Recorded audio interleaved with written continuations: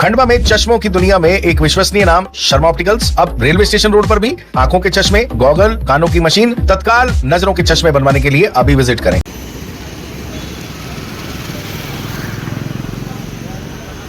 विद्यापीठ है, क्या कुछ मामला है और क्या?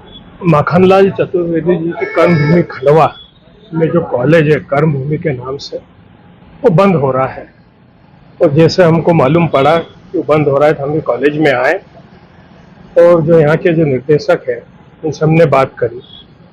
और ये बहुत दुख का विषय है कि खंडवा के जनप्रतिनिधि, सांसद, विधायक, इन लोगों के कारण आज ये पत्रकारिता का जो इंस्टीट्यूट है बंद हो रहा है। और मैं तमाम पत्रकारों को भी बोलना चाहता हूँ कि हर आदमी माखनलाल चतुर्वेदी जी को आदर्श मानता है पत्रकारिता के उसमें, और एक खंडवा की सौगात थी वो बंद हो रही है। हम सबको मिलकर ये मामले को उठाने की जरूरत है। और जो जनप्रतिनिधि है, जो आज सत्ता में है, जिनकी सरकार है, वो अगर एक कॉलेज को नहीं रोक पाते हैं तो बहुत दुर्भाग्य की बात है। मैं तमाम जनप्रतिनिधियों को भी कहना चाहता हूं कि आपकी सरकार है, आपके मुख्यमंत्री हैं, आप जाएं और ये कॉलेज को रोकें, क्योंकि माखनलाल चतुर्वेदी जी की कर्मभूमि है। मुझे लगता है 30 जून जो दिनांक है, ये मध्य प्रदेश में खंडवा वासियों के लिए काला दिन के रूप में है। 30 ही जून वो दिन था जब हमारा हरसूद डूबा था, और 30 ही जून वो दिनांक तय की गई हमारे यहाँ कर्मवीर जैसे अखबार के नाम से संचालित होने वाले माखनलाल चतुर्वेदी महाविद्यालय को बंद करने के लिए। तो विडंबना है, जिनकी कलम की लेखनी से अंग्रेजों को हिंदुस्तान से भगाया हो, जो हमारे देश की न केवल सांस्कृतिक धरोहर है, हमारे देश की विरासत भी है, उस विरासत को कहीं ना कहीं चुने हुए जनप्रतिनिधियों की प्रबल इच्छा शक्ति की कमी के कारण आज बंद होने की कगार पर सामना इस खंडवा का नागरिक बनते हुए देख रहा है। मेरी मांग है, क्या हर समय शिक्षा का व्यवसायीकरण, लाभ का धंधा ही एकमात्र महाविद्यालय को संचालित करने का साधन हो सकता है? मध्य प्रदेश में खंडवा हमारे आदिवासियों का क्षेत्र है।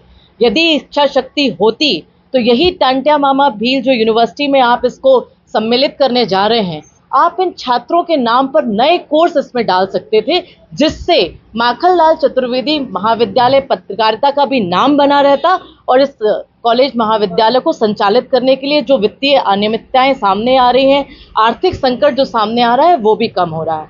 मैंने पहले भी मुख्यमंत्री को इस संबंध में चिट्ठी लिखी है, और आज सांसद भारतीय जनता पार्टी के, महापौर भारतीय जनता पार्टी की, विधायक भारतीय जनता पार्टी की, अपनी ही सरकार में ये लोग ज्ञापन देते हैं। इसके लिए क्या शर्म की बात होगी?